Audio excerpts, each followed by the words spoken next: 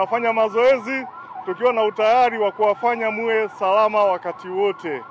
Kuelekea kwenye kipindi cha uchaguzi mkuu tarehe 29, tunataka kuhakikishia kwamba mkoa wa Tabora uko salama, utakuwa salama, uchaguzi utafanyika kwa usalama, na baada ya uchaguzi tutauacha mkoa wetu ukiwa salama.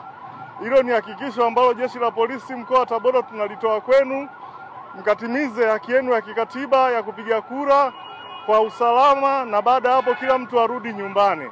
Lakini niwasihi na kuwakumbusha, hususan kundi la vijana, msijihusishe na uchochezi wa aina yoyote unaweza kufanyika kwenye mitandao ya kijamii.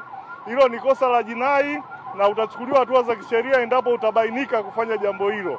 Tusijihusishe, tusiogope kwa maneno yote yanayosemwa ya kiuchochezi. Amani ipo ndani ya mkoa wetu wa Tabora na tunawahakikishia kwamba mkoa utaendelea kuwa salama. Kama mnavyotuona, tuko na utayari wa kutosha.